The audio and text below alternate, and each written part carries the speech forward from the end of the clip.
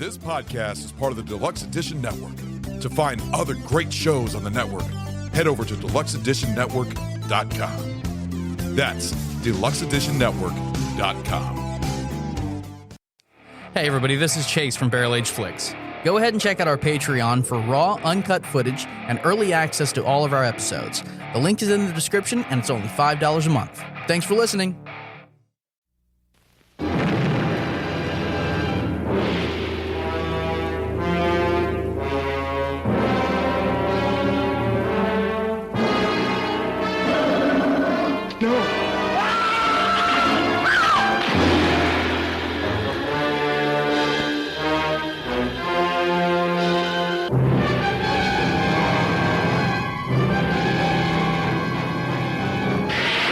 Science couldn't explain it, but there it was, alive in the deep, deep waters of the Amazon. A throwback to a creature that had existed 100 million years ago, immensely strong and destructive. A woman's beauty, the bait that brought it out of its lair. See underwater thrills never photographed before. See titanic underwater battles never dreamed of before in this most terrifying of the science fiction adventures.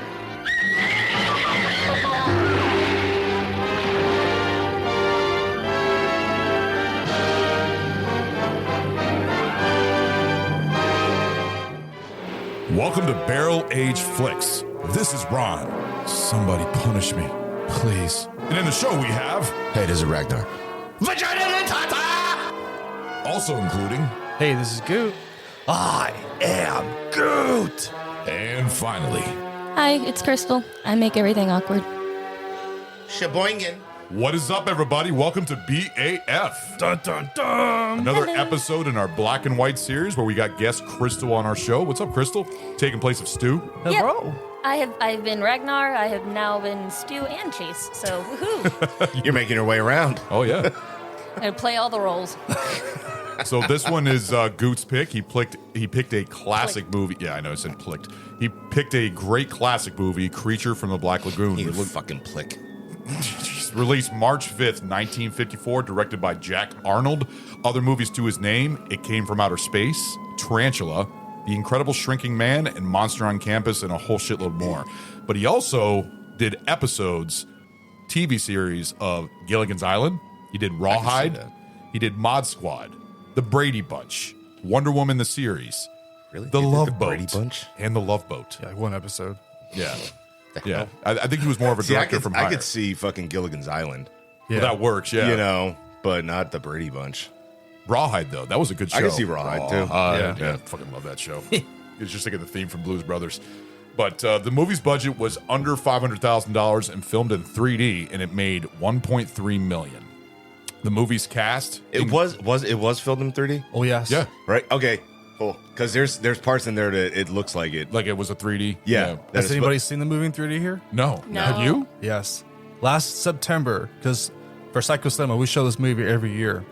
It was the first time I've seen it in 3D. It was fucking life-changing, magical. Oh, wow. Did you have the paper red and blue? Glasses on, yep. Nice. Authentic glasses, the red and blue. I'll go into how it was filmed. It was fucking beautiful, because the reason why it was filmed in 3D was to compete with TV, because this was the last Universal monster creature movie to be released. So you had Dracula, the Wolfman, Yeah. the Mummy, the Invisible Man. All those other movies have already been released and on TV. Yeah. So this had to compete with it. And the reason why the budget was kind of like, half 500,000 is because at that time period, you could go to the movie theater and watch it all day. Yeah. You could pay for one ticket and be there all day. That's interesting, yeah. Well, see, the thing is, this movie, a lot of movies take from this movie. Oh, yes. There's a lot of movies I was thinking about as I was watching this movie. We'll talk about that in the episode. But the movie's cast is Richard Carlson, Julie Adams, Richard Denning, Antonio Mourning, Nestor Pavia, Have you? Whit Bissell, Bernie Dozier. Whip Bissell? What? That sounds like a vacuum cleaner. Right. No, Bissell. Isn't that Bissell? You said, yeah. Yeah, Whit Bissell. Yeah, Whit is a name. Who the hell Whip or Wit? You say Whit. Whit. Oh. Did I say Whip? I said It sounded Whip. like I you heard said whip. Whip. No, I said Whit Bissell. Like, who the fuck names Whit their kid Bissell. Whip? Well, who the fuck names their kid Chris Pratt? It sounds like crisp. correct. All right, well, you might have to correct me on this. Riku Browning, who's the gill man in the water. His parents? It's spelled weird, but it's Rico. Same. It's Rico? Yes. Oh, so it's Rico, because Rico is always R-I-C-O, I but know this is it's- R-C-O-U. It's spelled differently, but it's Rico. Okay. But he plays the Suave. gill man in the water, and then Ben Chapman is the gill man on land. So there's actually two guys that play the gill man. Other movies to come out at this time, we got some that I've heard of, some I've not. The Naked Jungle with Charlton Heston. We got Heidi, The Golden Mask, The Scarlet Spear, Salt of the Earth, Night People, and Loophole. I mean, there was a whole bunch of different ones, but I just kind of picked ones out that stood out and everything else. So, but of course, Goot picked the drink for the show, which is I'm enjoying this black and white series. By the way, this has actually been a fun series to do because hell yes. the different decades when it comes to movies. We had 90s, we had 40s. This would be the 50s, and Dude, your then drink Psycho is curdled. was 60. I don't. It's weird. That's it's my fear right now. Did it curdle? Well, we will I'm find just really out. happy because I don't You're have lucky. an inch and a half of head. Yours doesn't even look like it has a head on it. Yours is There's just, so much goot. You're welcome. well, Goop, what are we drinking today? So I found it's called the Mind Flarer. It's a sour ale brewed with Alfonso, mango, pineapple, peach, banana, and coconut. Alfonso. Alfonso. Yo, that Alfonso looks Rivera? weird as shit. Yeah. Holy shit. How'd It's you get spelled in that there? way. Coconut? It's got coconut in it? Yeah. It says brewed with Alfonso, mango, mango. Okay, the pineapple. mango I can see with the color. What is Alfonso? I don't. It's a type of mango, I guess. Oh, it's the mango. Yeah. Oh, okay. Alfonso mango. I was saying it separately because I was like, wait, what does that word even mean? But pineapple, peach, banana, and coconut. It's very fruity. Very fruity beer. cool. I think Ragnar's going to love it. I might. You might. I like fruity things. 7% alcohol volume. You love fruits. Fruit's good for you. Well, I'm not talking about those fruits, but. Nice try. Wah, wah, wah. All right, guys. It's just an Let's Indian do mango. it. Indian mango? Yeah. Thank you. Like, Cheers. Cheers. like the Standard mango looks like. Wow, mine's is very it's like slush. That's different. Wow. That's beer? It says it's a sour ale. dude. That is not beer. That is like Okay, so juice. You want to see the can? oh, okay. Nice. Oh my god. Yeah, we have a picture on our Instagram of what the can looks like, We which need is to actually take a picture beautiful looking of can. the glasses Yeah. because this is just weird. Yeah, I'm actually taking a picture. Okay. You Right. can taste the fucking It's mango. odd. Taste all for of it. sure. It's is- not sour. No, it is. I take that back. It's on at the, the back. end. Yeah, the end note. Yeah. I don't taste the sour at the end. I just taste like pineapple juice, like mango juice. I don't. You got too much. Too much head on it. It's like Yeah. I said, it's like drinking a slushy on my end. I don't know, but the way that you poured it Smoothie. for mine, yeah, I don't know. That's weird. Very, very solid. I was halfway expecting it to, like the whole fucking thing to just dump right out onto my face. It almost did. I mean, it's Pastor, he's getting in doing my a bit. Here it comes. I fucking got bukkakied by it in All right. beer. This is gonna be hard to review because I can't say this is a beer. Like this doesn't taste anything like a beer. This, like I said, it tastes like I'm drinking juice. It tastes more like a cocktail more than anything. Actually, to tell you the truth, I don't know. Mo. I don't know. Maybe it's different on your end because you guys have more of the liquid on the bottom. Mine's more solid.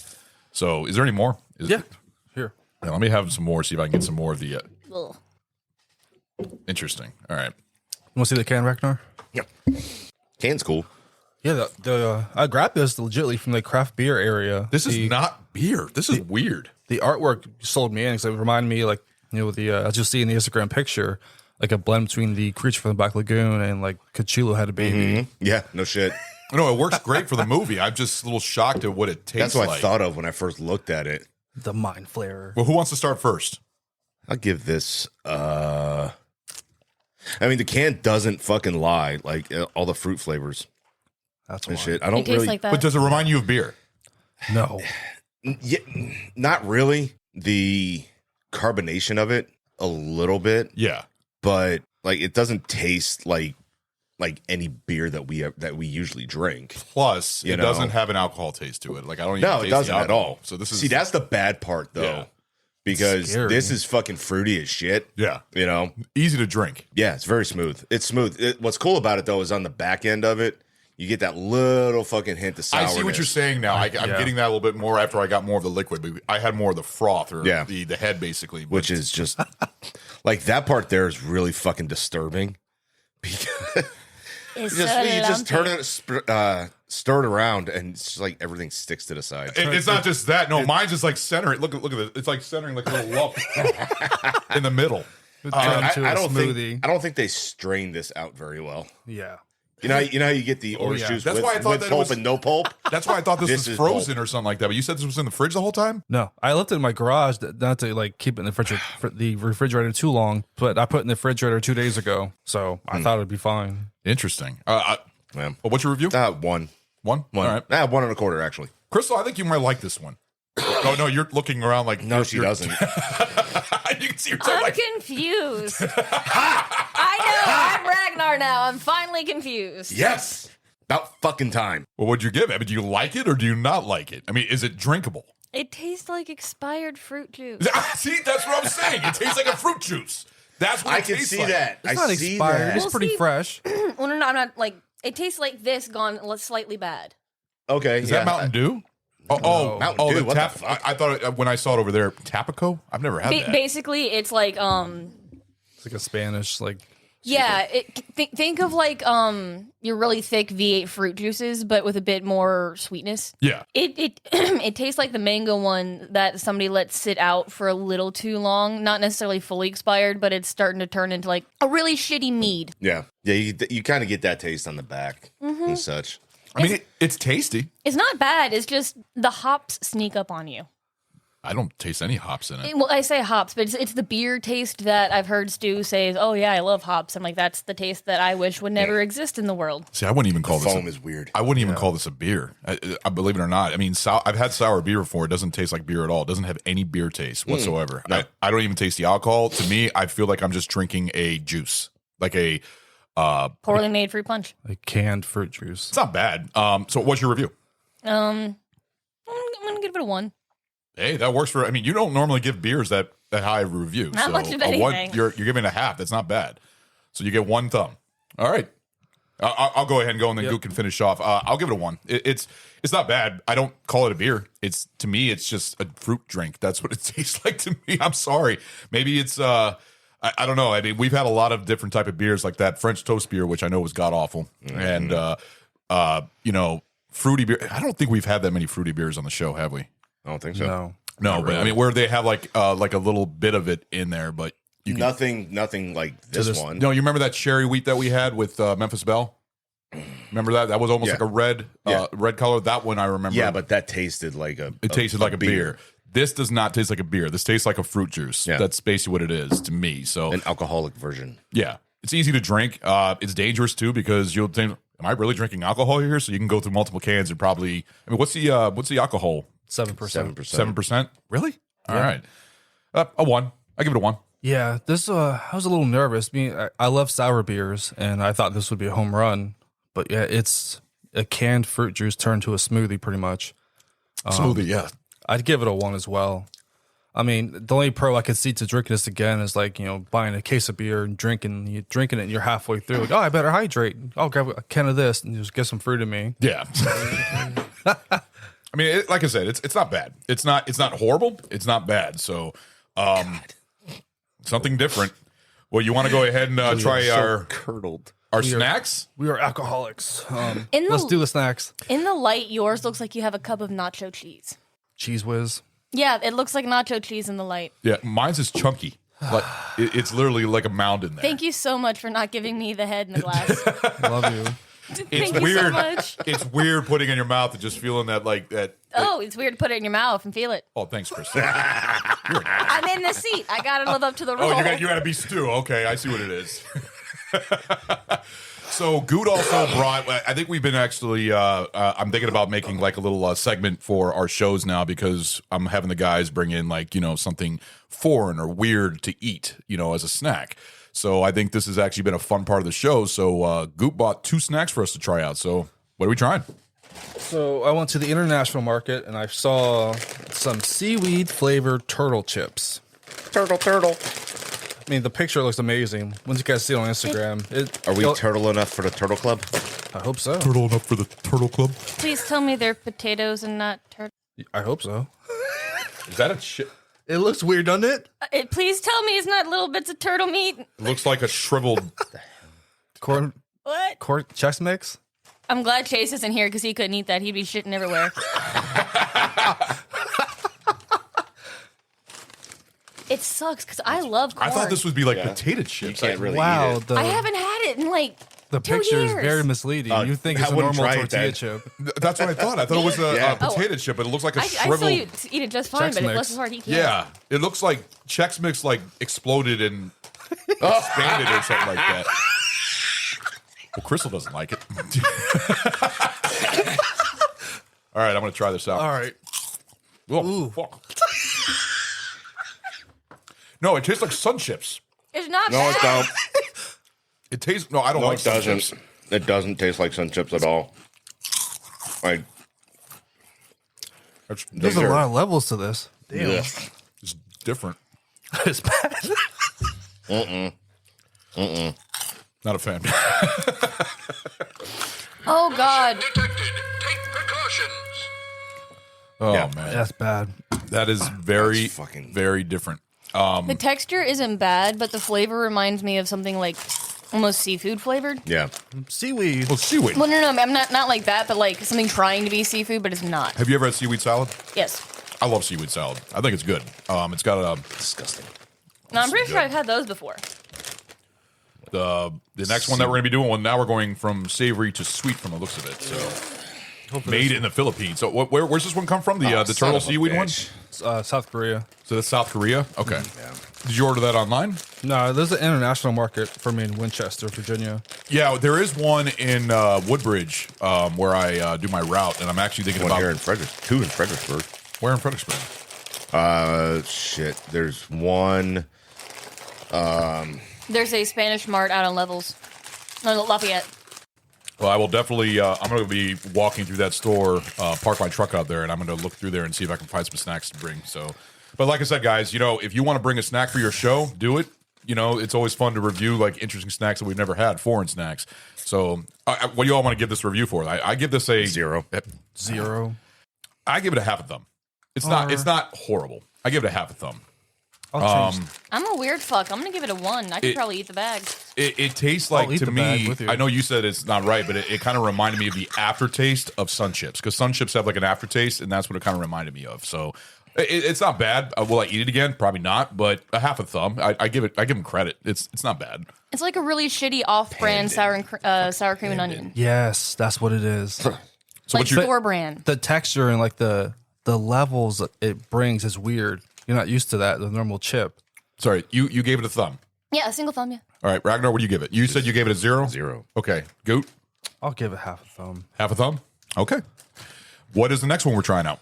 This is a pandan cake, a luscious pandan flavor, Sponge cake. wrapped in a light, Made from panda delectable bears. sponge cake.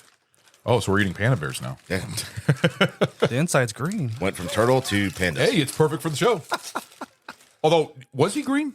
Yes, The Go Man, he was green colored. based on the stories and the characters, he was like a not like a dark mossy green. Yeah. It was the reflected shadows in the water because the underwater suit and the land suit were different.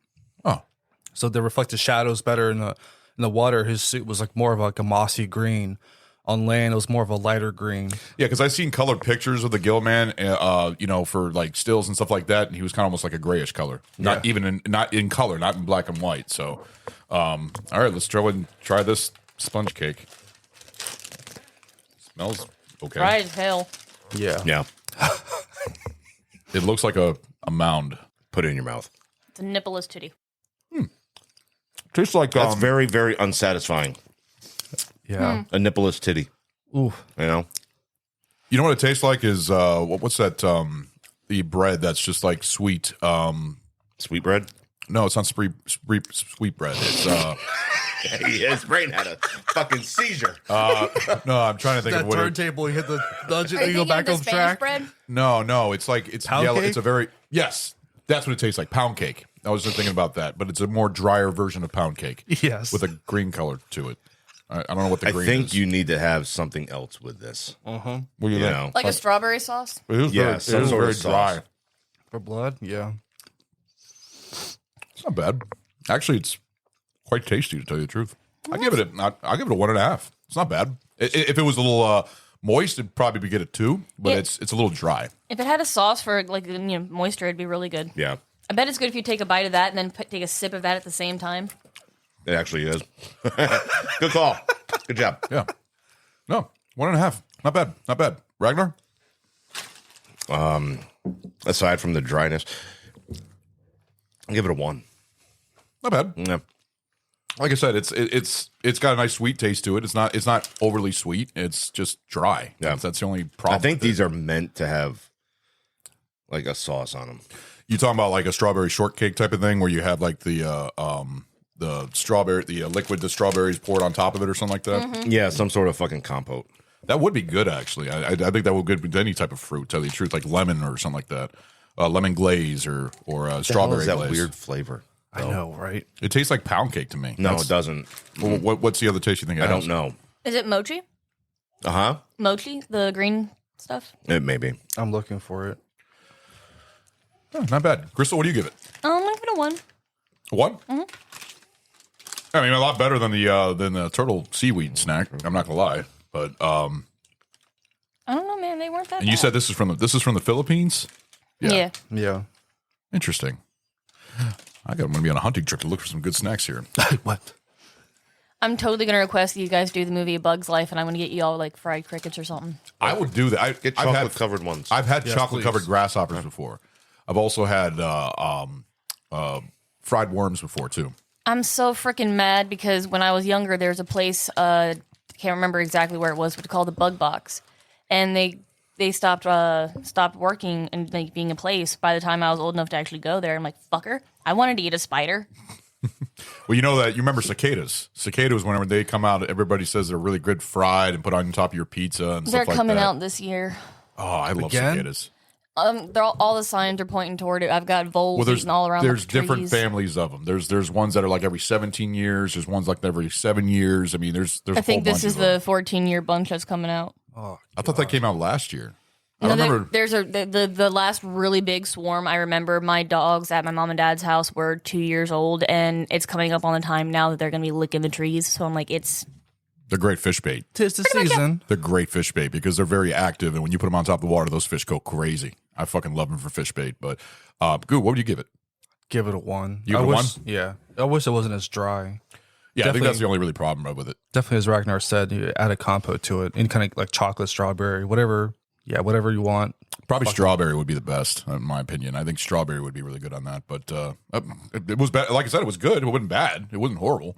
So, all right, guys. Well, that is our first segment. So we will go ahead and take a break, and we will be right back and get with the movie. Turtle. I'm Alicia Lockhart. And I'm LaDonna Humphrey. We are the co hosts of the Deep Dark Secrets podcast. We're a true crime podcast that shines a light in some really dark places. Season 1 covers the dangerous topic of death fetish forums and related murders. Did you know there are people out there that want to see a woman get stabbed, drowned, or hung to fulfill some sort of sexual desire? Well, there are, and we've gone undercover in a number of these seedy, gated online communities. We have watched thousands of wannabe murderers talking shop about techniques for abducting, torturing, raping, and killing women. People are dying at the hands of these death fetish predators, and we have to take a stand. We will shine a bright, unrelenting light on the deep, dark secrets of the death fetish community, and we invite you to join us as we do. So tune in every Monday as we expose the fringes of true crime.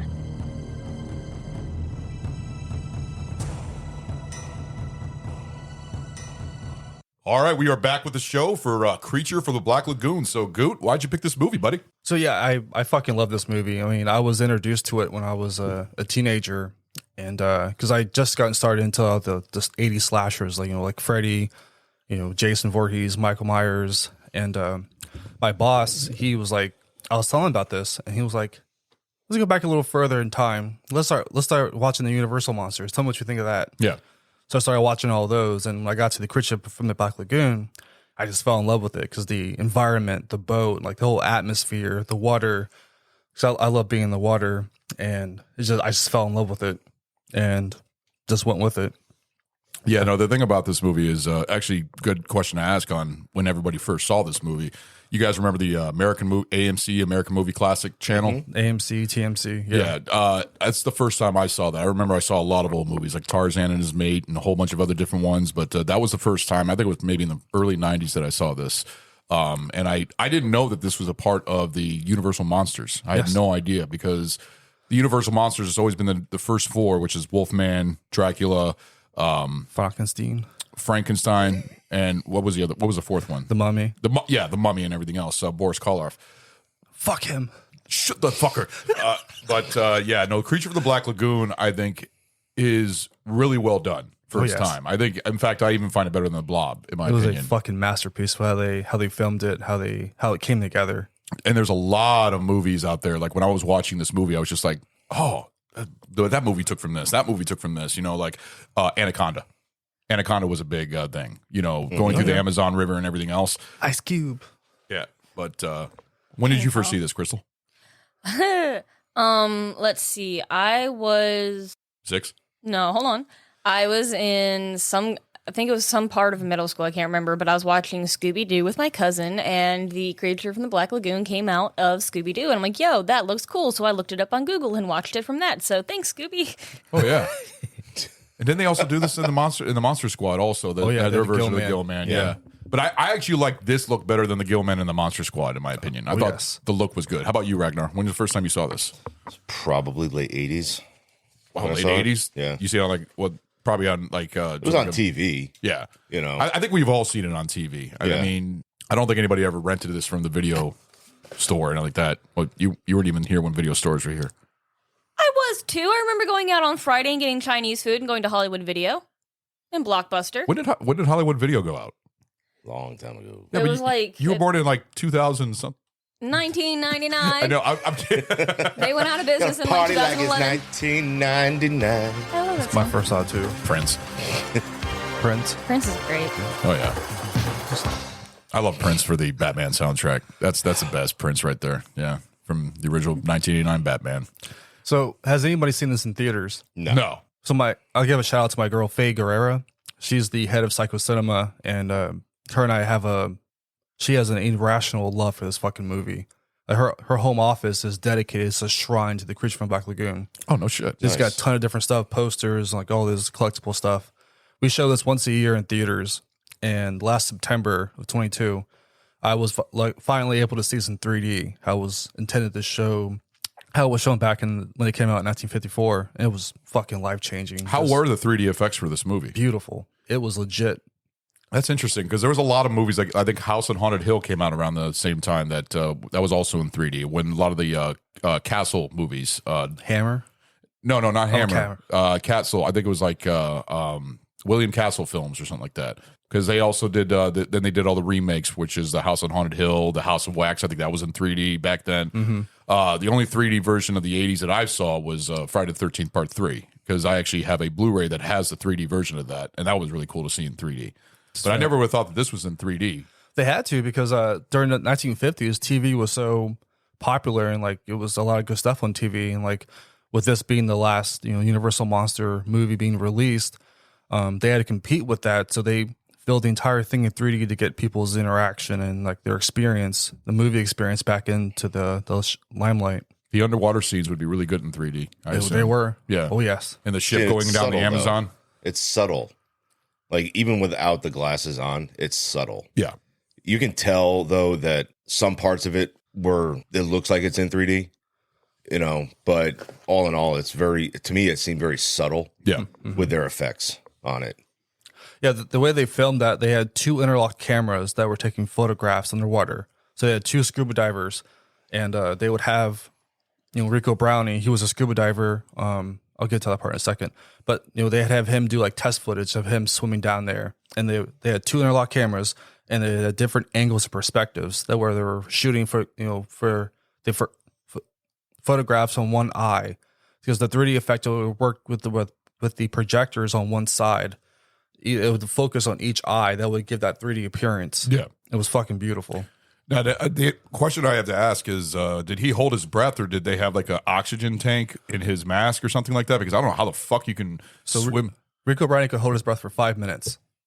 5 minutes? He could hold his breath for 5 minutes because Jack Arnold, to like, Hitchcock and like Kubrick, he was a no nonsense director. He wanted his shots, his shots perfect. He was perfectionist.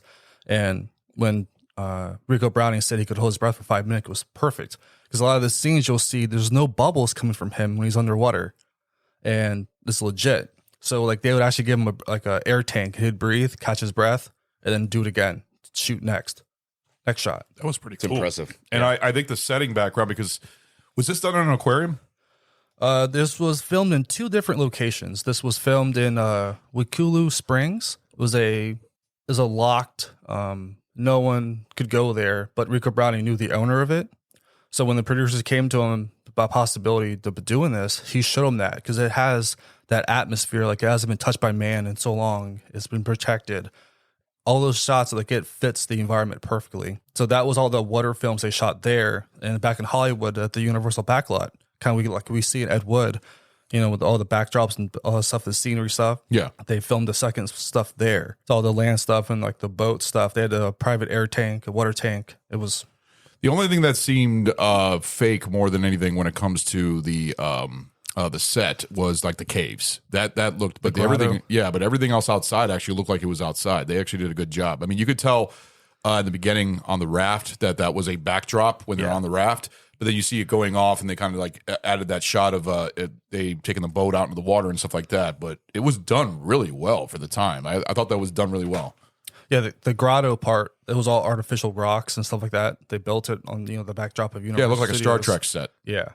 There's a famous scene where the creature, the land creature, played by Ben Chaplin, the studio wanted a 6'5", 300-pound man to do it. But Ben Chaplin was 6'5", and he was like, I'm not getting nowhere near 300 pounds. So he couldn't see out of the eyes. So he's carrying Julie Adams in the cave. He can't see shit. He hits her head on one of the artificial rocks, right? And she's screaming. And she's like, because in the documentary Back to Lagoon, she's talking about it. He goes, yeah, I was doing my best not to fucking shiver because it was so fucking cold. But when I hit my head, I just started screaming like I had blood coming down. And what? Damn, he hit her hard. Wow. Yeah, and there's a famous picture that was in the newspaper the next day. Like, there was a nurse with her, bandaging her up. They put makeup on it. She filmed like 3-4 hours after that. Oh, damn. Nice. Well, see, the nice thing about that set inside the cave is that's one thing that black and white makes better, because if that was in color, that would look even more fake. But in black and white, it made it look more realistic, in my opinion. It kind of hides the bad effects. Well, I think if you did it back then in color, just like you said, it wouldn't have looked right. Yeah. But with the black and white then, a lot of movies back then look so much fucking better in black and white than they do in color. Yeah. Yes. Even though black and white is cheaper to film in. Yeah. It's I think we said this on the Psycho episode, was that the way the color saturation for black and white gives you a lot more depth, yes, and detail. Yeah, because we talked than it about does how with color. that's why we were talking about like the crime photos. Yeah, like that's why they do crime photos in black and white, because you see more detail compared to being in color. Yeah. Did they ever have a colorized version of this movie? No. Okay, I was just curious because I wouldn't want everyone to see it. I kind of do. I don't. I mean, like I said, one of my favorite movies from Christmas is A Wonderful Life, and they have a colorized version, and I watched it, and I was like, no, I got to go back to black and white. There's some movies that don't need to be in color, and I think this movie fits black and white. It works because it's all the other Universal monsters are in black and white. I don't think there's any Universal monster movies that are in color, I believe. Is there? No. Not back Yeah, then. they're all in black and white. Well, yeah, this was from the 50s. Yeah. and- Well, if you bring the Mummy with the Dark Universe, that was in color. Their take on when No, Universal. the originals though. Yeah. yeah. You're not talking about that Tom Cruise one. Yeah. Yeah. Well, I kind of wish they fixed, because I really liked Russell Crowe as Dr. Jekyll, Mr. Dr. Hyde. Jekyll, Mr. Hyde. And they already had a whole plan on who was going to be everybody. Johnny Depp was going to play the Invisible Man. Yeah. They had Javier Bardem. was going to play Frankenstein, which I thought he would have been perfect because he's got that, Fucking the face and everything. I thought he would be a great Frankenstein. They had Tom Cruise as the Mummy, or not the Mummy, but the almost like the Rick O'Connell character from The Mummy type of thing. Yeah. And also Dracula. Who's going to be Dracula? I think it was Dracula Untold. That was actually part of the Dark Universe, wasn't it? No. They said it was. I read about it.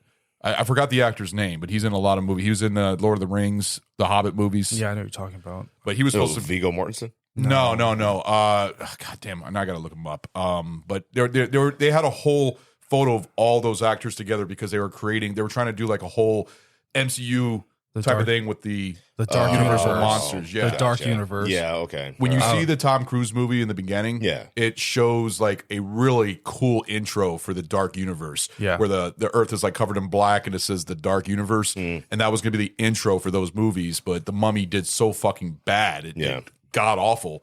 Which it was fine. It was not god awful. I thought it was entertaining. I thought it wasn't bad. I thought it had some great action sequences. It did not, but that was going to be the start of it. And Russell Crowe was basically going to be the Dr. Jekyll. He was basically be almost like the Nick Fury.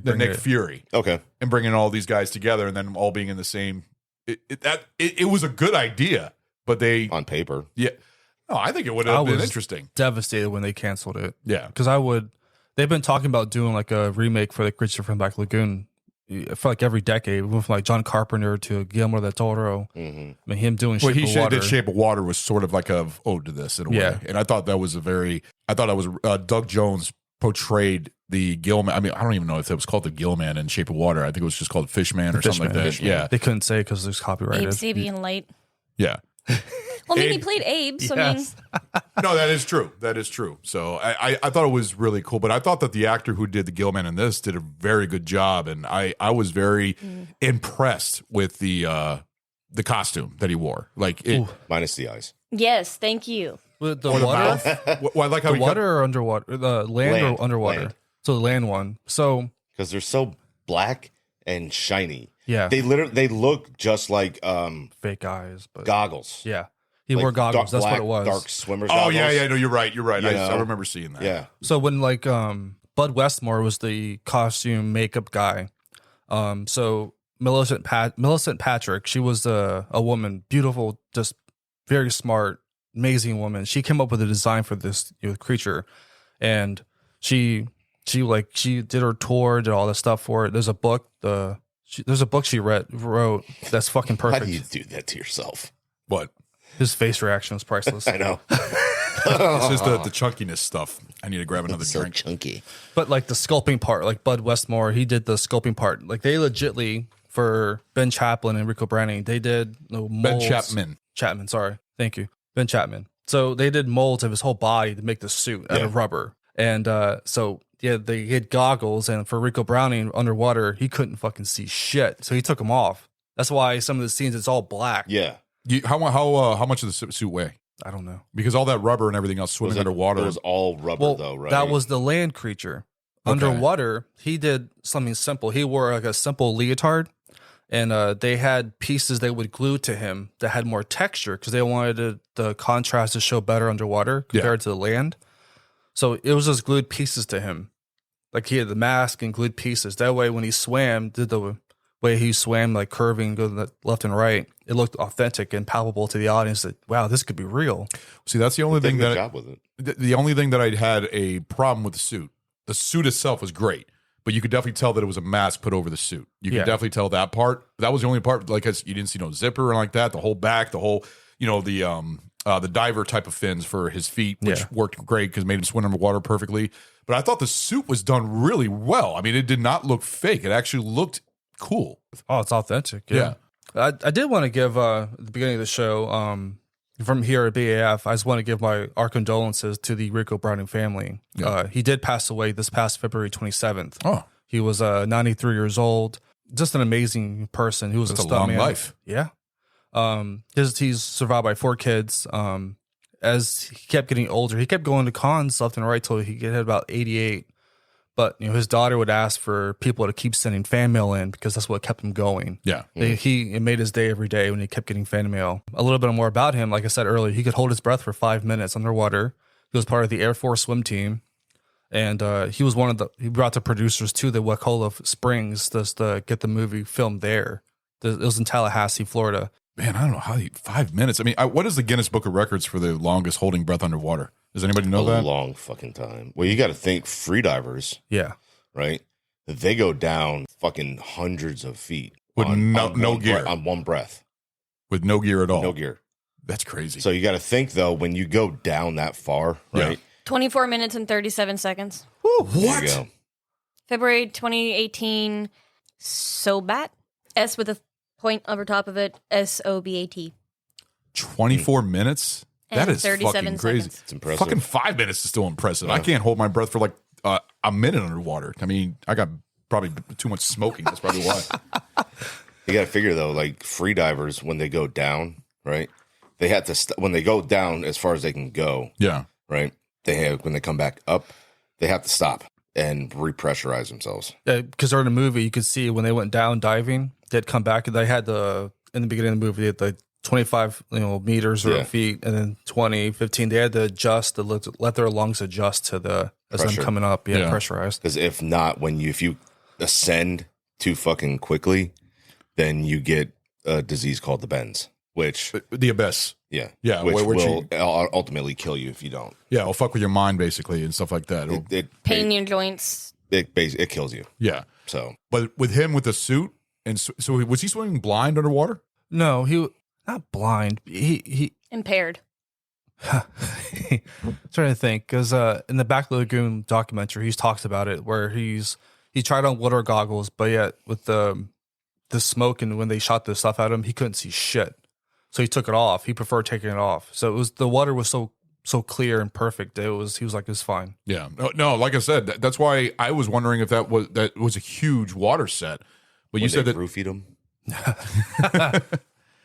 But I thought it was really cool. I think it was really cool how this. I mean that one scene where which by the way, Jamie, I think it was what was her name? The chick, Julie Adams. Julie Adams. Adams. That's her real name. In the movie, it's Kay Lawrence.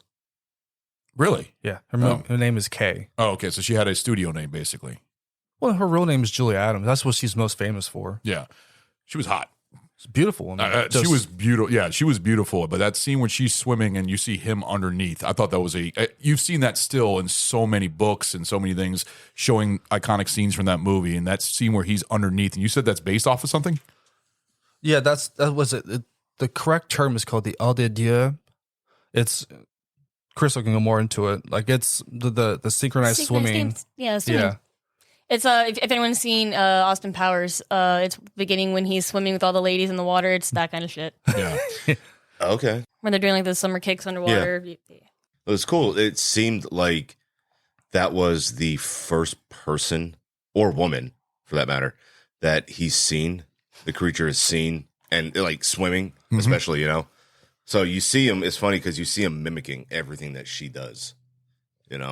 I think she had when you think about it, this is almost like a Beauty and the Beast kind of story or King Kong. Well, that's what those two movies are closely referred to as what this movie is based on, because Beauty and the Beast came out in 1946, Yeah. and then King Kong came out in the 20s. So Yeah. it was a perfect the RKO creature- production. That's a great fucking movie. I would love to do King Kong sometime down the road, the original King Kong, because that's Legacy. that's a classic. That's a classic movie. But you could. Well, you don't like that one? No, it's gonna be Oh, do a King Kong Legacy? be so long. So how many movies would that be? Including the one with the Twin Towers in the 70s? Why not? Oh, man. You'd have to do every single one. That's including fucking The Peter Jackson 3-hour long version? the last one that just came out. Skull Island? Island, yeah. Kong versus Godzilla. Uh-huh. Yeah. Well, Skull That was Island, fun. yeah. That was actually a fun movie. That was. Yeah. It was cool seeing them. And it was because the Godzilla movies were all in the dark, and this one was actually in the light, and seeing them go at each other was fun to watch. But you could definitely see a lot of other movies taking off of this, but this is also took of other movies. Like you said, King Kong and Beauty and the Beast. Beauty and the Beast. The But concept of it, for sure. exactly. The thought of it. what other movies would you say took from this movie? Oh my God. Like I said, Anaconda, King Kong, Jungle Cruise. Alien, Predator, just the costume idea of having that costume be that think about that. photogenic. Yeah. And like Jaws even. Especially 'cause- Predator for With a- sure. Yeah. yeah. The way he had the suit set up. Yep. Because even in Jaws, it has the same kill count. There's 5. There's 5 people die in this movie, same as Jaws. Steven Spielberg was so inspired by this movie. I had no idea. Yeah. That's pretty cool. And I thought that the beginning started out pretty cool, where you see the fucking The Rock, the hand, the hand fin. That or was for whatever. 3D effects to have the claw come at you. Is that the one where you thought it was a 3D effect where it Yeah. said that with the claws? That was one of them. That's Yeah. one of there's lots of them. Yeah, I thought that was really cool, and I thought the movie was starting off really well, and it really, because I think a lot of there's so many movies that have taken off that, like you said, taken off of this where it's like a Gilman type. You know, we had Monster Squad, we had Shape of Water, we had shit. What other ones we have here that where it was like an underwater? Oh, the Humanoids from the Deep. Oh my god, yes. That's a great movie, though. That's a fun movie. Those are Gilman that are actually trying to rape women and stuff like that. It's. Well, you don't know what he was trying to do to her. Well, he was underwater going, ooh, pretty leg. Oh, Yeah. leg. That was cool. That was the Yeah. that was the funny part about him. It's like he was too fucking scared. I don't know if he's too scared to touch her or too scared to like startle her He was so and give intrigued. himself away. I think You're like, he would- don't you know. leave, please don't go away, don't Yeah. go away. It was cool how his hand was, and she was like, oh, "There's something on there," and she was kept swimming and everything else. But that's swimming in the Amazon River, though. That's the most dangerous place to swim. It's not the Amazon, but yes. It was not the Amazon. What is it? The stories are based on. the story is in the Amazon. It's not really in the Amazon. No, so but that's what I'm saying. In the movie, as a plot device, her swimming in that type of water, that's the most dangerous place to swim because you got piranha and you got a whole bunch of different creatures. well, in the she's Amazon wearing a River. white bathing suit. It will not be white coming out of that That's water. exactly what I thought when Yeah. she jumped in. I'm like, you fucking idiot. That is white, now it's going to be brown. Yeah, but they made that water like crystal clear in the movie. It was like the perfectly. springs was perfectly. Yeah. So did you? I have a question for you guys. That the swimming scene, Jack Arnold and a few other people who wrote the books for it, they said it's a stylized representation of sexual intercourse. The dance, or I mean, the That style. that whole scene, like they were going back and forth, like him, the swimming- him mimicking her? yeah. Uh-huh. I laughed my ass off when I heard that. I'm like, I paused the Jack, documentary. the director, said that. He confirmed it, yeah, because this one guy wrote a book for It's like sexual intercourse. like science fiction and cinema. He called it a stylized representation of sexual intercourse.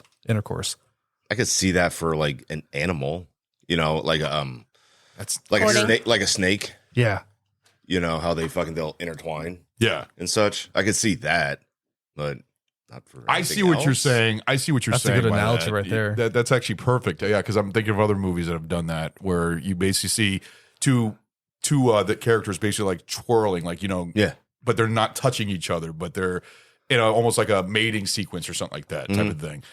But that's the thing. Did he have a sexual obsession with her? Did he like want to? That's why it kind of reminded me of Humanoids from the Deep, because those are also rubber giant fish Yeah. monsters. it is left up maybe to a interpretation. fascination, Yeah, Yeah, kind of like King Kong and Jane.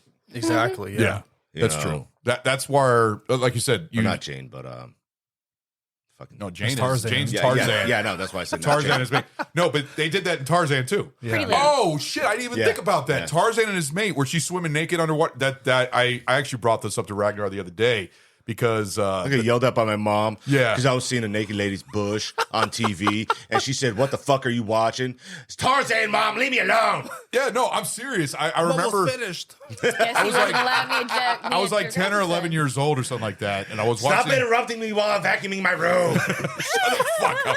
I was watching American Movie Channel. I was watching Tarzan and his mate. You know, Tarzan is a famous Olympic swimmer and everything else. He's the famous old Tarzan movies.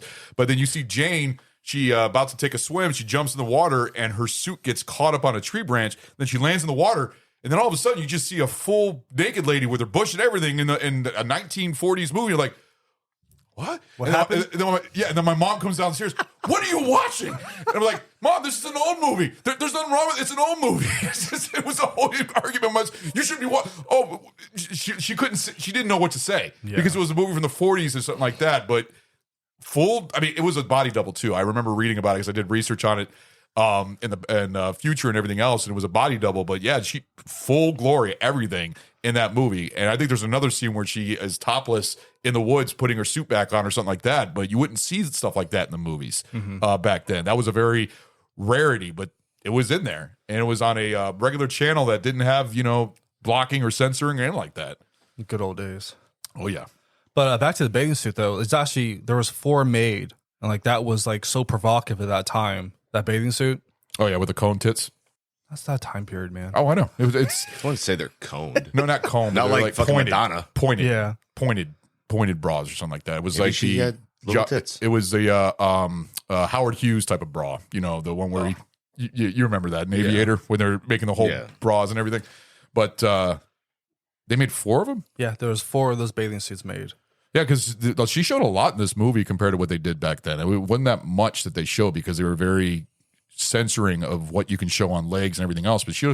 But even Sammy saw the suit. That's a pretty suit. Like she liked the suit. Yeah. So, but she was a pretty actress altogether. I thought she was very pretty, Beautiful, confident. I mean, she stood out in the film. Like, just everything she did. Your eyes are on her. Because I actually appreciate rather than following the same trope of like having the woman and damsel, pick some strong guy and like that whole BS in between of him falling in love. Yeah, they already established with him and Ben Carson that they were together, and you have the evil scientist and blah blah blah. That whole dilemma of like, we should kill the creature, we should bring him back, let's study him, blah blah blah. Yeah, he was like almost the tough guy in the beginning of the movie, and then he ended up being like the fucking jerk and everything, and ended up getting killed for it. And I actually liked his character. He kind of reminded me of Charlton Heston sometimes. The way that he sounded, that was very pushing to go. Oh yeah, he was very pushy. And then like when it got down there, after a while, it basically fucking flipped. Yep. On him. Actually, that's a good question to ask. What is everybody's favorite character? Because I actually liked his character, even though he was a dick. I actually liked his character because he was tough and everything else. But would you say he's the villain? Who's more the villain, the Gill Man or him? Oh, definitely, yeah. Definitely the human. Yeah, because the Gill Man's just an animal. In fact, I felt suck. I mean, the Gill dude wouldn't have fucked with y'all if you hadn't fucked with him. Yeah, they came into his environment. That is It's true. like a hornet. You don't poke the nest, they don't come out. I felt sorry for him. I'm not going to lie. It's just an animal. He was just an animal, and he was just, he thought this woman was pretty. He's like, I want to see this, I like this girl, and all of a sudden he gets shot up. I actually felt sorry for him getting killed at the end. I was like, I kind of wish. Well, there's the sequels, aren't there? There's 2 sequels, because it's left up to your interpretation of it, whether he's dead or not. Because he got shot a couple times. He got shot with a underwater harpoon like twice, didn't he? Yeah. And he didn't even seem like he bled. No, he didn't bleed. Yeah. Didn't break the skin. Yeah. It really, like that harpoon gun, for an air compressed harpoon gun, that thing fucking sucked. Oh yeah. It really did. 50s, yeah. I mean, hell, the fucking, the old school ones with the fucking, it's got the rubber band on it. Yeah. And the 3 prongs. Yep. That thing would do more damage than that fucking thing did. Oh yeah, of course. So Jack Arnold, the director, when you bring the whole scene up with the scientists coming to his home, there's a scene where Julie Adams, she throws a cigarette into there, and he's underwater just like staring, like, what are you doing? What is that? That's Rico Browning holding his breath because there's no bubbles coming up. And then you have the 2 scientists out there throwing the fucking poison in the water. That's his the Rohypnol. Yeah. They roofied him. All right, so I have a question about that because I think I talked to you about this on the phone. When he's underwater and he's shooting like that, the poison, and it's like clouding up the whole area. It affects the Gill Man, but it doesn't affect the human. But then I was thinking to myself, he's got goggles and he's got a face mask, so you can't get it into him. But I was always trying to figure out how that wouldn't affect him, but it would affect the Gill Man and not affect the human too. Yeah. But I mean, is that actually a real flower or a real thing, or is that? Yeah, it's a real poison. Oh, it is a real poison. Yeah. So why did they not have him? Because if he's breathing underwater, That's a good question. It was Jack Arnold's vision for it. He didn't want bubbles. Like, they wanted to make the creature an actual monster where he didn't have to breathe underwater. So they didn't want the bubbles in the scene coming up from him breathing. Because like even Chapman hit the land creature when he's walking on the boat. There's a scene where there's air tubes coming through his gills to make it pop when he's breathing. Okay. That's what they did to make it look the visual. Gotcha. Another fun thing, he was actually wearing tent because he asked Jack Arnold, "What do you want? How do you want me to play this character?" He goes, "Don't make it a cartoon. When you walk, don't walk, glide." He's like, "How am I supposed to do that in this fucking suit?" Yeah. So they put 10-pound weights on his feet and the boots he was wearing.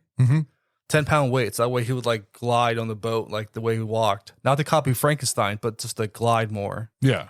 Interesting. I liked his. I liked the hand. By the way, in fact, I liked how he killed that one guy where he put both his hands on him because really the way that he kills, he like crushes their skull basically. That's the what tent it seemed scene? like. Yeah. That scene was actually No, not the tent scene. The one where the doctor and he ends up being in the bed of the boat. Rita. He puts his puts both of his hands and he just puts it on his face. It looks like he's crushing his face. Yeah. And he ended up getting horribly hurt and everything else. The first kill, which was in the tent, you don't really see it. You see more of shadows behind the tent and everything else, and you hear which I thought the roar of the gill man was actually pretty cool. Perfect. I thought that was cool. That scared the shit out of so many people back in the day. Like when I talked to like some of my wife's side, her dad, his father. Yeah. They tell me, like, yeah, we saw this in theaters and that shit scared the fuck out of us. That was like, holy shit. Like, we were scared to go in the water. If we went to a lake, is the fucking creature out there? Yeah.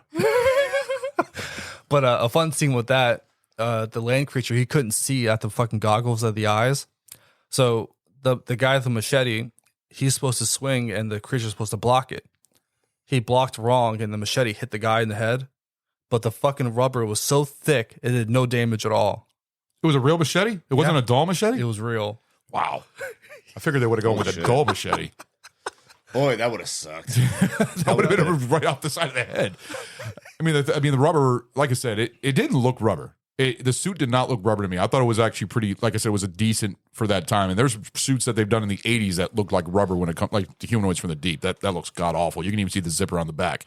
You didn't see a zipper on the back of this one. I thought and it was a very tight felt. I mean, you said that everything was glued on for the underwater scenes. It didn't look like that. It looked like one whole bodysuit. Yeah, so I thought that was really cool how they did that. 2 different suits and like the makeup as a cosplayer, the attention to detail with sculpting, the old school sculpting, they were fucking magical. Perfect job. Yeah. Crystal, did this movie scare you when you were younger? Again, the first time I saw it, I was like in middle school. So I was like, oh, y'all thought this was scary. Okay. Because I remember watching the original Mummy with my grandmother, and she's like, oh, yeah, no, this was terrifying. And I'm like, the fish string, you can clearly see moving the shoe. Oh, terrifying. Oh, I was so scared. Come on. It was a good movie. I just didn't think it was scary.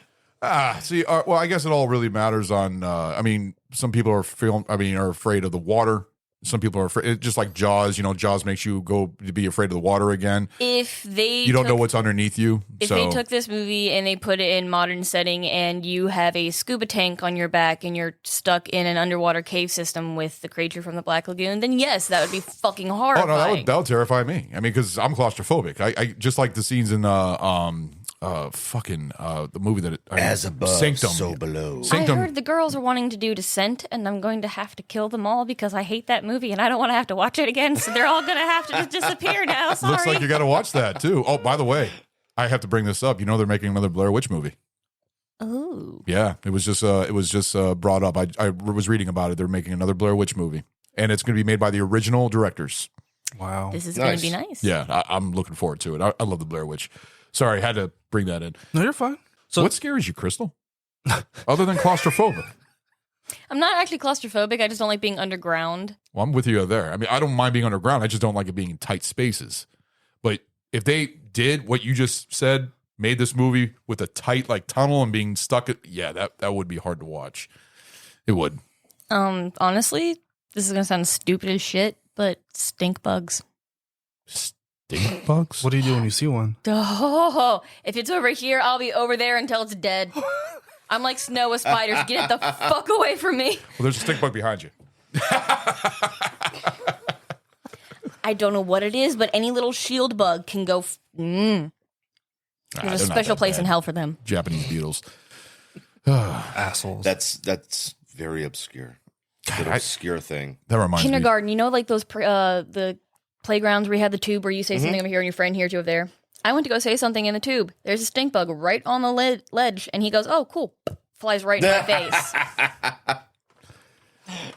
Ever since then, they see me and they all kind of nestle down like a cat about a pound, and they all fly toward me. And I'm like, they all know. They fucking know. So you just have to have a creature from the Black Lagoon that looks like a stink bug and it'll scare you. No. So I'm actually happy no one's brought up how much they were annoyed by whenever the sound effect came on for the creature, because I only played that damn theme 350 fucking times. It didn't bother me.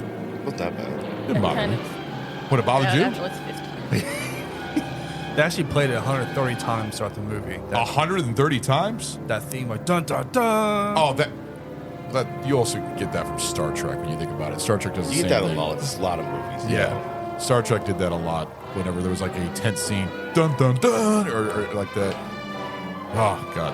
I love Star Trek. And like I said, the fucking scene inside the cave reminded me of Star Trek, the original series, when they're walking through the cave. But like I said, it looks so much good in black and white. Although, okay, this takes place in the Amazon, on the Amazon River and everything else. I don't think there's caves like that in the Amazon, is there? Underwater caves, yeah. There's okay, so this was where you have to go is like an underwater passageway yeah. to get to it and everything else. And that was supposed to be his home. So he wasn't an underwater creature. He was actually a land dweller. Well, as they say, the missing link between man and fish. And he's Yeah. a combination of both, so he can do both. Yeah, think of him as that. What was it? Snakehead. That lungfish Yeah. that they were basically referring. Oh, in the to beginning of the in movie? beginning. Yeah, the one that can has legs and can walk on Yeah. land and stuff like that. Yeah. The fun fact with that, like the original costume for the mask was supposed to look like an eel. It's like imagine a cone head, but like green and like that kind of like face of an eel. Because at the biology lab, they have the eel swimming around. They zoom up on the eel. The original mask was supposed to be an eel face, Interesting. but they scrapped that and they said, well, maybe we'll have that for a female character, the female creature. And they went more to like Ben Chapman's face, where it's like more round and full. Well, it looked like a fish, but what I loved about it is also, all right, that scene where they have him captured and they have him in like the little a little cage inside the boat or something like that underwater. And you can see him just studying him. He's just trying to look around and trying to get out. And you just see his face like breathing just like a fish. Yeah. I thought that was really cool how they did that. I mean, his mouth, because he had like a very like double chin underneath and everything else. And I thought that was interesting because his face was it was a face of a fish on a human's body, basically. That's Exactly. what it was. But it was done really well to the point, well, like I said, the eyes you had an issue with when he was on land because it just looked like little It was like I said black before, eyes with yeah. It looked like fucking blacked out swimmer's goggles, and you can see his tongue, yeah. his normal tongue when he's got his mouth open breathing. Actually, no, I had a hard time seeing the inside. I thought it was actually more of the suit for the inside of the mouth. You could see the inside of You the. can see his tongue. Oh, I mean, I've I never didn't see seen that it. right. Yeah. I have to pay attention next time. I just get so sucked into it. Yeah, when he's on land and he's got his mouth open and shit. Okay. you can see his tongue like moving up and down, which is fucking weird. It's not anything that's like really outstandingly noticeable. Yeah. You know, it's just one of those subtle things that I don't think they ever thought you can Show see up. it, you Yeah. know, but you can see his tongue inside the mask. One of my favorite shots of the movie actually is when they're shooting him from the past when he's like swimming all the way to the end of the lagoon or whatever it was. Yeah. And then he's like standing up in the water. For some reason, scenes like that where you see the full body in the back, all the way in the back, instead of being close up like a far range, looks more scarier than being close. And I thought that was really cool. And then I think they shot him with regular gun or something like that. And then He just got off and they threw fire at his face. yeah, So he jumps back in and he swims back and he goes back up and he's like pretty much screaming, "Go away. Like, leave me alone." yeah. I thought that was actually a really good shot. So I mean, but like I said, go ahead. No, there's tons of didn't beautiful say shots. Like underwater shots Oh, me. were fucking amazing how they filmed it underwater. for The first underwater For that fighting. time, they were fucking amazingly beautiful. And the part where he just keeps going deeper and deeper was Yeah. really cool. Where he was basically just going like into the blackness of the deep, and I thought that was actually really cool. But like I said, for its time, that was really good special effects for underwater scenes. I mean, there really weren't that many good underwater scenes other than Jaws, and of course The Abyss, which is probably one of the best underwater movies ever made. But for this scene, it's like a wide shot, like it's huge, a huge amount of space. That's why I was wondering if it was a tank and. Like a tank background, but it was actually, you said it was actually filmed on real spring. It was a which real was spring. that was crystal clear water. I mean, in the underwater scenes. Yeah, it was protected. No, it was really, really strictly protected. No one could really enter there. Yeah. They could do like tours on like the see-through boats on the bottom, like what is it called? The glass Glass see-through? bottom boats. Yes, that one. Yeah. I want to talk about the score for a minute. The score is actually done by 3 different composers. Oh, that I did not know. Yeah, see, I'm a score whore, and I didn't really look up the score for this movie because this wasn't my movie to do, but I did enjoy the score. It was just kind of the regular type of, monster scores that you hear. It's like the same type of scores like in The Wolf Man, and Dracula was more of like, it grabbed a lot from Swan Lake and stuff like that. But this was it was using, like the Blob had, Blob was actually like surf music. Yeah. I would remember. That was weird. Yeah. They use composite scoring, which composers don't want to do, but the producers told them to do it. So each one had their own, like Henry Mancini. He was like popular for doing the Pink Panther, Breakfast at Tiffany's. Dun-dum, dun-dum, dun-dum, dun-dum, dun-dum. Yep. There you go. He did like more of the light music, romantic, playful. like type of melodies. Yeah. Because there's so much like times underwater where there's no dialogue at all, but you hear music, and the music plays so well in the movie. It does like great job transitioning, seeing like the mood, the emotion. Jay Salter, he's a jack of all trades. He did the beginning and end credits, and like he did the beginning and end credits. And there was Herman Stein. He did like his main part was at the end of the movie when everyone was in the cave. He did all those soundtracks and all that song. No, I thought it was a really good, for that type of score for the monster movies of the 50s the scores were really good. I mean, like I said, to me, it sounds just like every other score in the type of monster universe around in the 50s and 60s and stuff like that. Until like, I think the 60s and 70s is when scores started to really develop more of a character in movies. This one is more generic. It's used in a lot of other movies in the same thing, but yeah, but it's not overpowering though. Like other ones are. He says that the overpowering, how they keep using that dun dun dun scene over and over again. They wanted to instill fear. That way the creature's coming. That's understandable though. Yeah. Especially when in the beginning when they first get into the lagoon, you don't know what the creature looks like. Exactly. You just see him. You see a hand. That's all you see. That's all you ever see. Yeah. And then you sort of see him in the water. So you get an idea of what he looks like in a way. Yeah. But then when you see him out of the water fully, that's when like that part of the score there comes in handy and shit. But like, it's not, I don't think it's anything overpowering or overused. No. Well, maybe 133 times, you said? Yeah, about 130 times. God, Yeah, did you look it up or do you actually count it? I looked it up. God, I didn't realize it was that much. I got to watch the movie again just to hear that over and over again. 130 times. That's fucking... He's got a little clicker. Yeah. That he does every time it's on. Oh, another one. Another one. So, fish sex. So, a question I want to ask everybody: who is your favorite character other than the creature?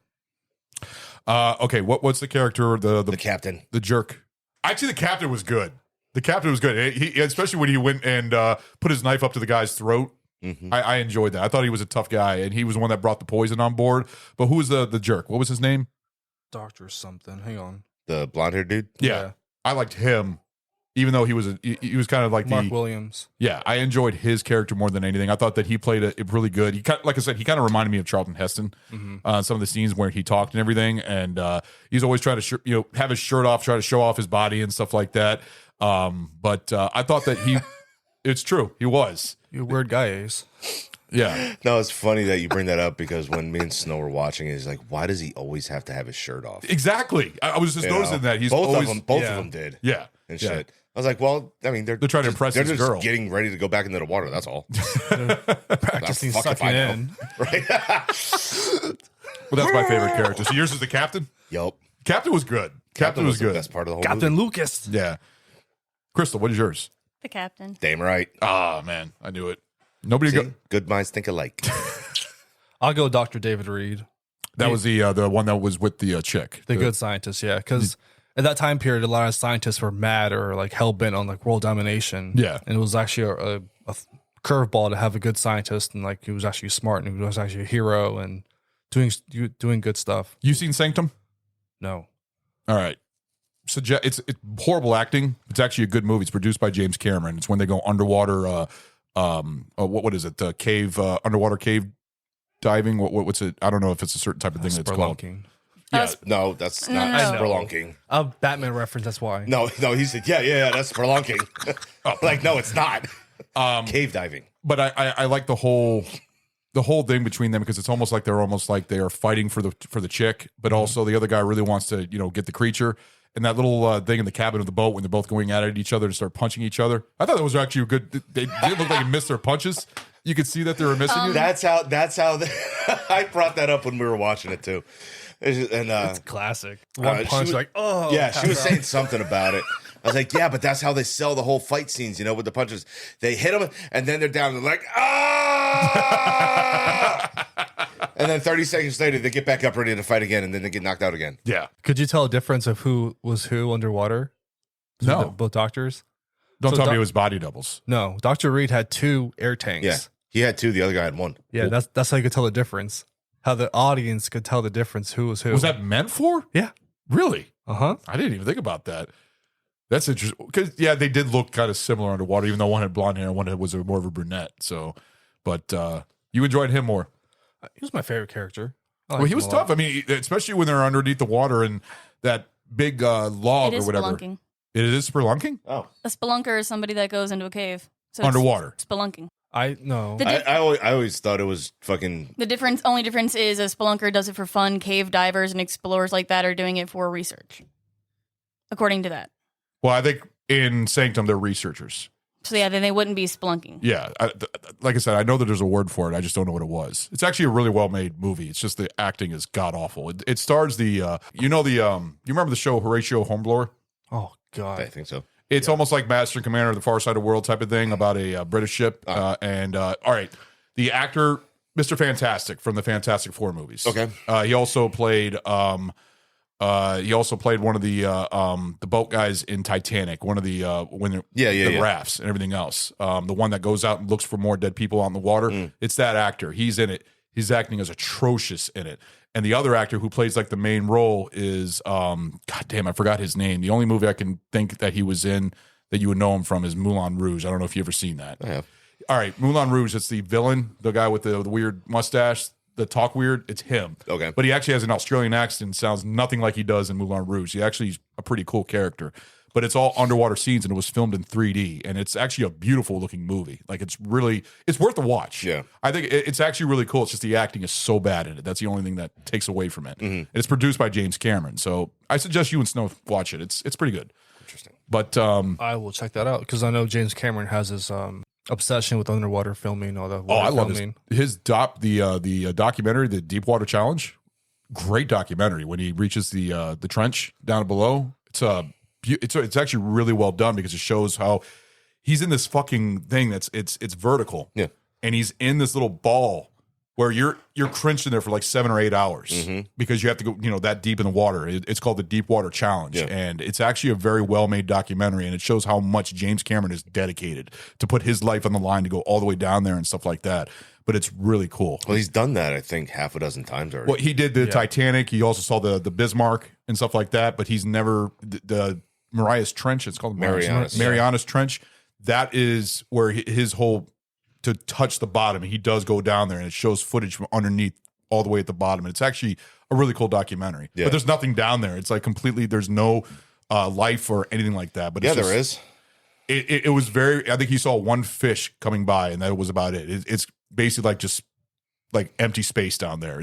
But it's really cool to see because you're actually getting to see what it looks like all the way down the Marianas Trench. Marianas Trench. That's not 2. the deepest part though anymore. Really? Yeah, there's That's what she said. Yeah. not anymore. Bottom out that bitch. No, there's something I heard of that the Marianas Trench isn't the deepest part of the ocean anymore. With all the earthquakes in the water and stuff like that, everything's constantly changing. So there's more deeper regions being made and stuff like that with the plates moving. So Go science. Another question. Fucking nerds. Who is your favorite Universal monster altogether? ooh, Wolfman. that's a hard one. No, it's not. It's easy. Oh, you say the Wolfman? It's easy. Dracula. There you go. Bela Lugosi Dracula. I'd probably have to go with that. But if I had to do a strong second, I might go for this one, The Creature from the Black Lagoon, because I thought that no, you know what? I'm sorry. I'm going to hand it down to Frankenstein. Frankenstein.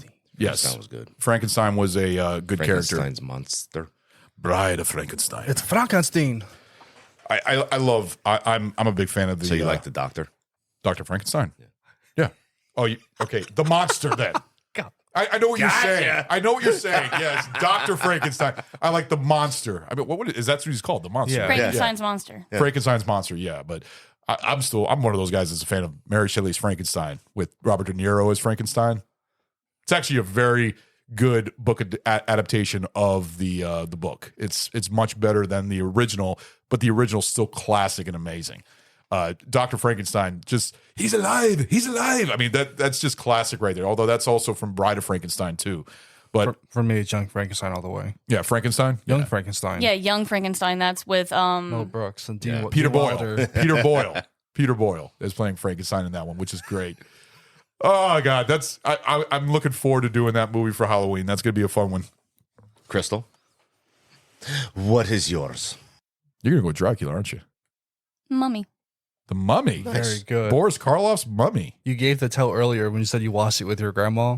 I was like, it's coming. Yep. It's a classic movie. And I still think to this day, the one with Brendan Fraser is still one of the best remakes. Oh, yeah. That is, he's Rick O'Connell, and the guy who played the Mummy did a great job. And although the CGI is so dated and Billy horrible. Zane? No. What Billy Zane? Imhotep? Yeah, No. it's not Billy Zane. That's Never a different. mind. That's a different Yeah. actor. No, You're right. I just thought Billy Zane for some damn reason. no. Billy Zane's great in Demon Knight. That's probably one of his best movies right there. You've seen Demon Knight, right? Fuck yes. What? That is a fun one. You might like that one. Arnold Vosloo. Okay. Awesome. Yeah, he was. He's not in that many movies. I know he was in The Rundown with The Rock. He's in a bunch of movies, actually. Is he really? I haven't seen him in that many movies. Yeah, he's You just don't notice him. yeah, that's the thing. Like he's in The Mummy, The Mummy Returns, Darkman 2, Darkman 3, Blood That's- yep. Diamond, Hard Oh, Target. that's right. He was in Dark Man. Yeah, He was the he was in replacement. Mm-hmm. Yeah, he was Liam Neeson's replacement. Yep. He was good in that movie. It's been a while since I've seen fantastic that. movies, yeah. Yeah. The first one's still the best with Liam Neeson. As a trilogy as a whole, they hold up. They do a really good fucking Mhm. good job. Oh, See, he's with in you G.I. saying Joe, that too. Frankenstein was your number one, I figured this one would be because you have. No, I'm just making fun. I'm just saying Frankenstein because Oh. you're saying Frankenstein. Oh, okay. That's Gotcha. why. Gotcha. Now, for me, the creature is my number one. Yeah. I fucking love that whole the stories. From people saying in the Amazon, like there's a half man, half fish down there. Well, half talk about creature. your little thing that you're doing at your house. You're actually trying to build a lagoon set, aren't you? So I'm currently, because I figure I should build a grotto first. I'm building a cave with a waterfall on top of it, and then I'm digging the rest of it out as like a legit like homage to that scene where the Black Lagoon is. So It'd be really cool if you had like a Oh, statue you're not of going the Playboy creature. Mansion style? sorry, Not going Playboy Mansion style? no, So No, not with that kind of grotto. you're gonna middle have of a whole nowhere. You're gonna have a whole ass water feature. Yeah. Dude, that's awesome. Yeah, no, he's dedicated. He loves this movie. Are you gonna put like a little statue of the creature like out of the water? I won't be a statue. Like I'm researching how to like make a waterproof like suit. That way I can I want to have it like motorized. That way I can have it swim around when my kids are outside, or because I definitely I will be building the Rita itself, the boat. Yeah. Like maybe have like an Airbnb, like people can stay in there, or I can go fucking just go away, just go stay in the boat for a while. But yeah, like, I could like control this thing, the creature swimming around. It'd be fucking awesome. Have the eyes glowing. Yeah, that would be really That cool. would be cool. That would. That'd be cool as shit. That's gonna take a lot of homework. Oh yeah. I have tons of projects I'm doing around the house. It's always He's dedicated when he does his stuff. Yeah, he is. one fun trivia thing was so Forrest Ackerman, a horror and science fiction writer for a ton of like horror magazines, he actually bought the mask and claws. So when the Universal Studios was done filming all three movies, they actually threw the fucking suit away. What? No shit. They threw the fucking suit away. A janitor saw it, picked it up for his kid to be like for a Halloween costume. And then when someone, trick or treater, one of the parents saw it and was like, holy fuck, that's the original suit. How much do you want for it? He bought it right there off the janitor. For how much? I couldn't find a price for it. Why would they throw away the suit? I figured they would have kept that suit in like for. The creature gets a bad rap. Like compared to the other Universal horror monsters, he's always been to the bottom for some damn reason. There's so many remakes of like, Dracula, Frankenstein, The Mummy. Nothing for him yet. Probably because it's such a short film. Yeah. It's only, Well, all of them were. All of Well- them were like under Yeah, but this is the 70 minutes.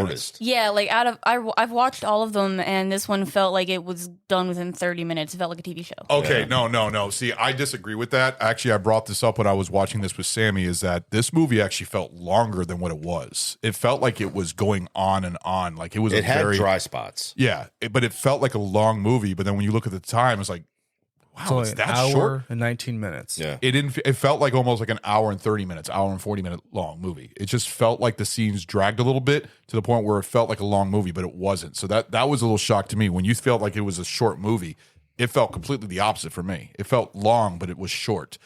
Because there were a lot of scenes where there was a lot of dialogue, but that's normal for movies of that time. But there was actually, did you ever have the screen time of the monster in this movie? Oh, no. Because that's what I'm really curious about. Like we were talking about. Would you count the claws and just his hand in there? No, just like full body. Because like a lot of the movies back then, you barely see the monster that long. Like, you know, the thing was maybe like 5 minutes of screen time.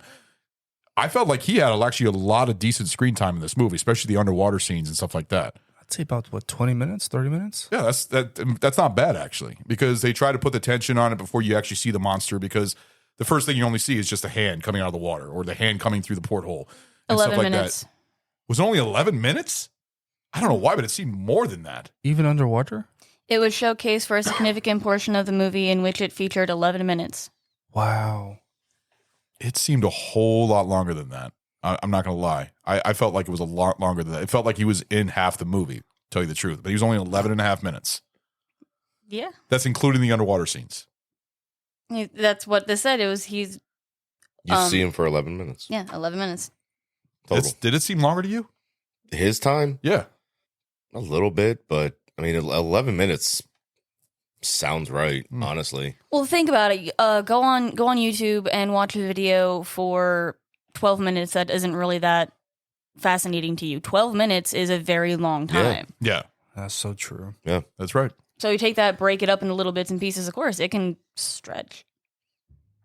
Yeah, for the entire black and white series from BAF, like I definitely have the shortest one because Black Lagoon's actually an hour and 19 minutes. Psycho is an hour 49. Ed Wood was 2 hours and 7 minutes. The Great Dictator. Great Dictator was long. I think The Great Dictator was like 2 hours and 5 minutes. Yeah. Mm-hmm. Yeah.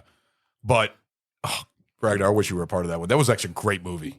Like, that movie is really fucking good. The Great Dictator? Yes. That's a funny movie. Yeah, but I was entertained throughout that whole movie. It just, the amount of good comedy in that movie was actually very entertaining. And Charlie Chaplin. You know why? You didn't recommend it. I did recommend it. I gave it 5 out of 5. No, you didn't recommend it. So lately, the movies you recommend suck. Get them. Just saying. Get them. I've had some good movies.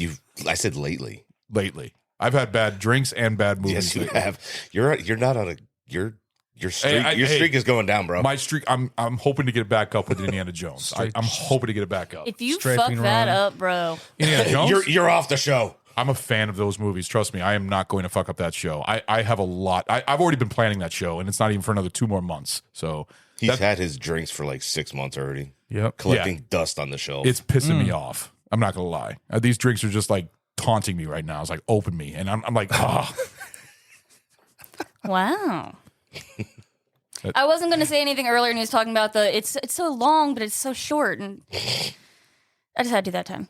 Sorry. Thanks, Crystal. Appreciate it. Of course. Oh boy. So I'm ready for pint reviews if everyone else is ready for it. Yeah. Well, let's go ahead and start with Crystal first. All right. Enjoyment. Going to give this a solid 4. Okay. And considering when it was made, I'll give it the same thing for critical. A 4 out of 4. Mm-hmm. It's not bad actually. And would you'd watch, like you said, you've always said this is actually one of your favorite movies. So yeah, out of all the black and white horror films I've seen, this is one of them. Yeah. Well, this and Mummy, but yeah, no, it is a very, very good film, and it's like I said, for when it's done, it was a very well put together film. Actually, a good thing to ask with your pint reviews. What is your favorite scene? The part where he's underwater, looking at her foot, and just kind of gently touching her ankle and reaching back and coming back up. Nope, I'm not going to touch it. No. Yes, no, yes, no. He's got to touch the butt, all right? Thank you. Nemo stole that shit from this movie. Like, got to touch the butt. That's fucking hilarious. So a 4 out of 4. Mm-hmm. Pretty good. All right, Ragnar, how about you, buddy? Enjoyment, give it a 3. Critically, I'd give it a 4.5. That's really good. Well, you got to think though. All right, now the downfalls were like I won't give it any higher.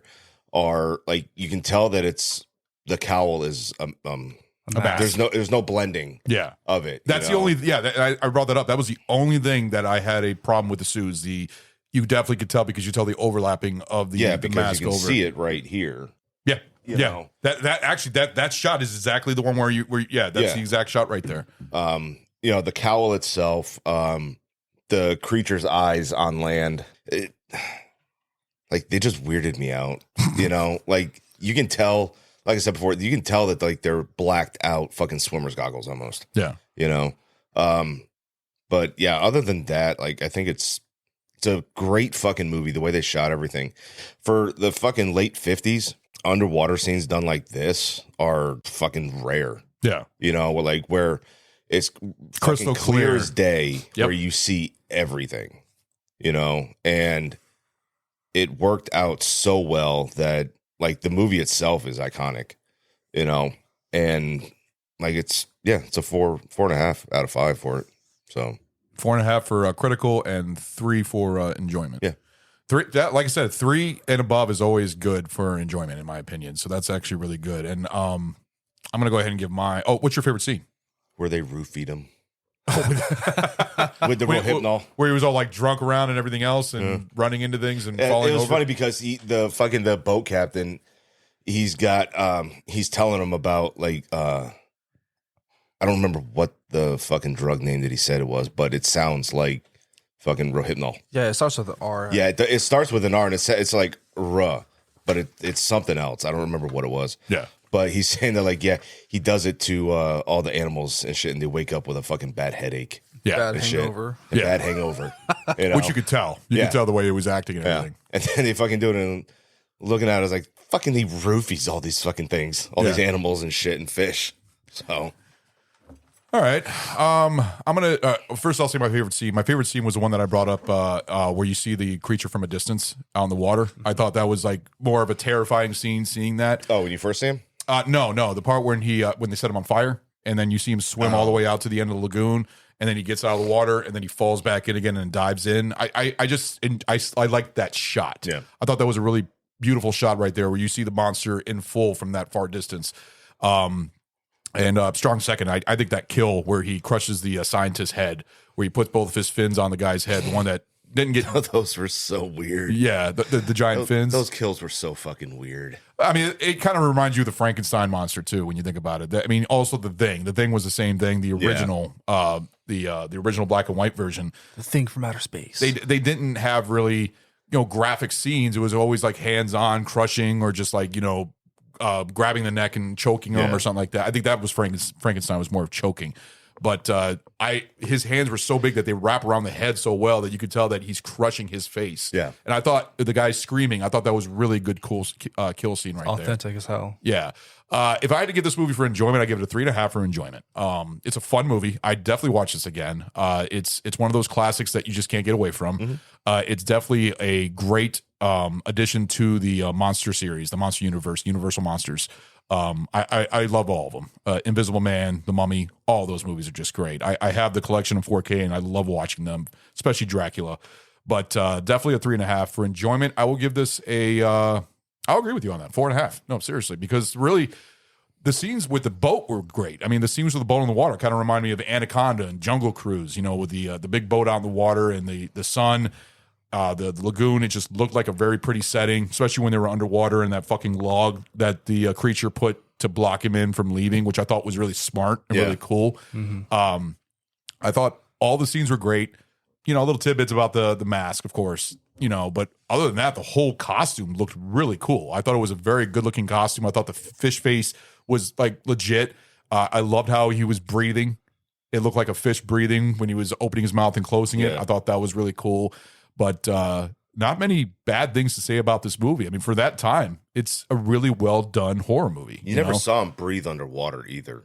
Kind of. When he's Except captured. Well, yeah, aside from that part Yeah. there, you don't see him Exactly. breathing underwater. Yeah. In any of those shots, minus the cage. That was it. But good callback on how you're saying that this relates to like Predator and, the xenomorph from Alien, like the original Alien, because it's a tall guy in a suit, a rubber suit. And the creature is a good, I think that's a good version of it. Photogenic of it. Yeah. So definitely a recommend. I think this is a great classic movie, worthy of everybody to watch, just to see what those movies like, back then when those came out, they scared people. They wouldn't scare people nowadays because, everything's so different nowadays. Everything's more modern and more, more creepy and more like for the trying to think of the word. Suspense. No, shock factor. Okay. To shock you and stuff like that. But back then, nobody's ever seen something like this. So seeing something that, little kids seeing this, they're going to be scared of that because they've never seen anything like that. You mean like jump scares? Yeah. Okay. There wasn't many jump scares back then. That was more coming into the 80s and 90s when jump scares. 90s and 2000s is when they really started going like really jump scares, making you like really jump out of your seat type of shit. But very good movie. I enjoyed the hell out of it. Go ahead and close this out. Fuck yeah. So one of my favorite scenes, I mean, there's fucking so many, but the shot of the creature being captured and like having his underwater prison with the bamboo sticks on top of him. Yeah. And like him just watching and breathing, just planning. Yeah. Just fucking beautiful. This perfect shot. He was feeling it out too, like feeling out the, trying to figure out how he's going to get out and everything. Yep. I thought that was cool. Because he couldn't fucking see. Damn it. Yeah, it's when he gets out and like, he goes out to the scientist again and then, he throws fire at him, he jumps in the water, and then it leads into Ron's favorite scene, him coming up. It's just fucking perfect. I'm so happy I could bring this to the table for the Black and White series. I mean, I fucking love this movie. I watch this movie at least 4 to 5 times a year. I'm lucky I can see it every year in the theaters when it's fucking life changing. But just from Jack Arnold, his vision for the movie, like just based off the story from like the Amazon creature and going into that and like bringing that story to this, making this, like, as you guys said before, like the underwater filming scenes has just been incredible, and like how well they did with this technology and stuff like that, making it 3D. I'd love to see this movie in 3D. I would love to see what it's like in 3D, to see what scenes pop out at you. I'm really curious, especially the underwater scenes might have to be beautiful in The 3D. Harpoon, yeah, The bubbles, it's fucking It's got to be perfect. better than Jaws. Jaws 3D. Jaws 3D sucked ass. Yes. I know. Oh, that's a fucking horrible movie. And it's got your boy in it too, from Iron Eagle. Dude, why the fuck is he my boy? I don't know, because Why? Because I picked one fucking movie with him in it. Now he's my boy. you like Enemy Mine, don't you? Jesus Christ, Right. man. What's his name? Huh? Enemy Mine. What the fuck are you talking about? You never seen Enemy Mine with Dennis Quaid? No. I've seen that movie before. Yes, I have. Yeah, the alien is him. I know. That's also all I'm saying. I didn't know if you've seen that one. I have. Oh, not a fan of it? I like that movie. Ah, fuck. Now he's my boy even more. Jesus Christ. Tom Cruise learned how to shake those bottles. Tom Cruise. What? He learned how to shake the bottles and stuff in your cocktail movie. Fuck yeah, Tom Cruise is king. Mm-hmm. Fucking love Tom Cruise. That's your boy. I love Tom Cruise. I can give a flying fuck. Everybody says Tom Cruise can go burn in hell. I fucking love him. I think he's dedicated for his roles. Shut the fuck up. You said it. I admire him as well. Yeah. Thank you. See, that's better.